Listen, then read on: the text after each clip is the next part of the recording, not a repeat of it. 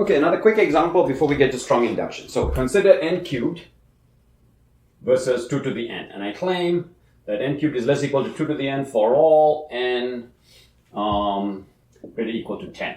Okay. Now if we were proving this with induction, we would have the base case, which is p of 10. So this is the base. P of 10, which claims that 10 cubed is less than 2 to the 10. This is 1,000. This is 1024. Okay, and clearly true, so check.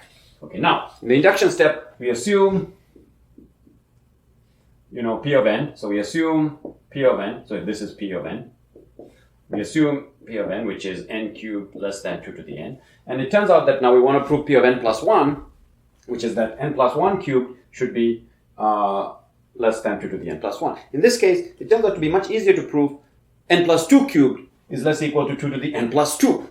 Okay, so watch. So n plus 2 cubed is equal to n cubed plus 6n squared plus 12n plus 8. Okay, and since n is bigger equal to 10, okay, so this is certainly, so 6 is less equal to n. So this is less, 6 is less than n. So this is less than n cubed plus n times n squared, because 6 is less than n. So 6 is less than n. 12 is less than n squared, because n squared is at least 100. And 8 is certainly less than n cubed, because n cubed is 1,000. So 6 is less than n, plus 12, which is less than n squared, so n squared times n, plus 8, which is less than n cubed.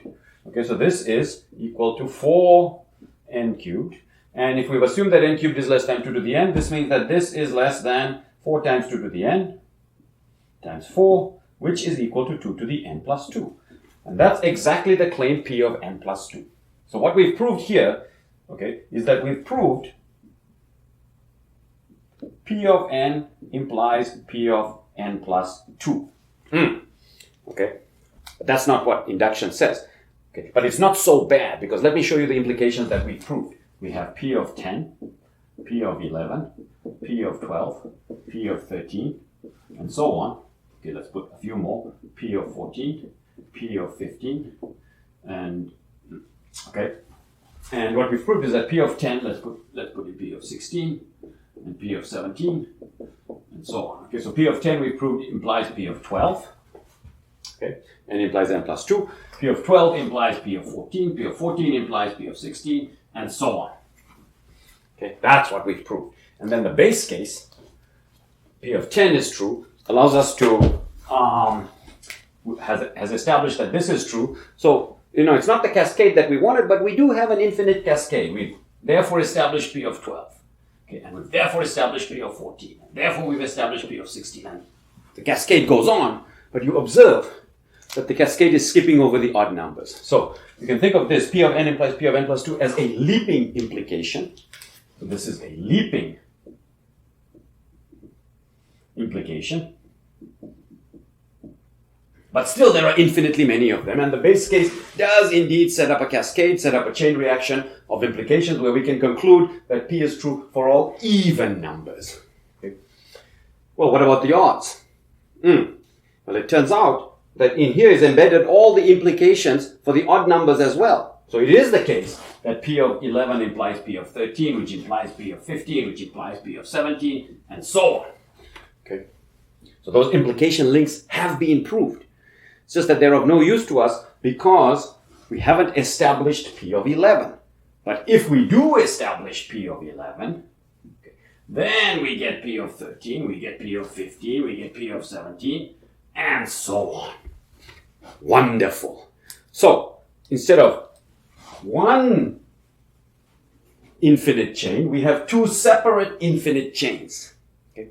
So, that's not a big deal. If you have two rows of dominoes, okay, and you want all the dominoes to fall, you just need to tip the first domino in each of your rows. Okay? Same thing here. You have two sort of interleaved leaping implication chains. If you want to topple all the implications, you need to just have one extra base case. And so in this case, when you prove the leaping implication, you just need to add one extra base case, P of 11.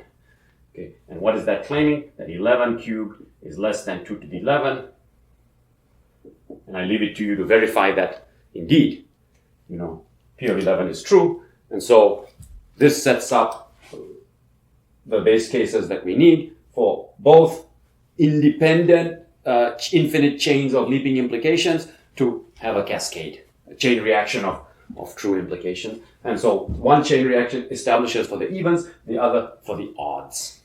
Okay? Beautiful. Okay. Let me show you an application. Let's go with 3 and 4 cent stamps. 3 cent and 4 cent stamps. Okay. So if you can make postage with 3 and 4 cent stamps, so P of n, let's define the claim P of n. You can make postage with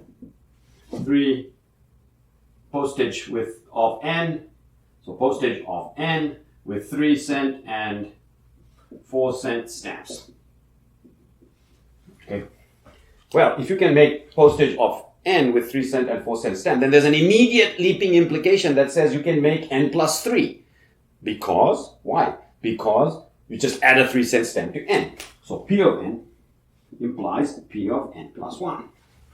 Okay? And if P of n implies P of n plus 1, P of n implies P of n plus 3, okay, then we've set up now, unlike in this case where we had two independent chains, here we'll have a chain going from n to n plus 3. Okay, so we'll have, for example, we can do 6, we can do 7, and we can do 8. Okay, so we have P of 6, P of 7, P of 8. Okay, 6 gets you to 9. 9 gets you to 12. 12 gets you to 15. Okay, and so on. 7 gets you to 10. 10 gets you to 13. 13 gets you to 16. And then 8 gets you to 11. 11 gets you to 14. 14 gets you to 17. And so on.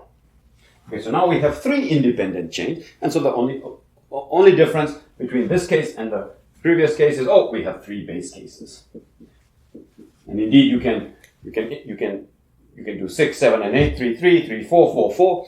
And so leaping induction, which is what this technique is, we're going to call this technique, leaping induction establishes it for all n. Okay? So this is just to show you that, in the regular case, we prove the link P of n implies P of n plus 1. This is regular induction. Okay? But the general idea of induction is if you can prove, the claim for n implies the claim for some higher n. So P of n implies P of n plus k. That's almost as good as regular induction. In regular induction, you have one base case. Leaping induction, so we say that this is a leaping implication if k is bigger than 1 because it leaps over. So P of n implies P of n plus 2 leaps over n plus 1 and implies n plus 2. So in this case, you will have k base cases. Okay, and this is a generalization of this. This and this are equivalent when k is 1. Okay, so just to show you another flavor of induction, which is called leaping induction. So let's erase.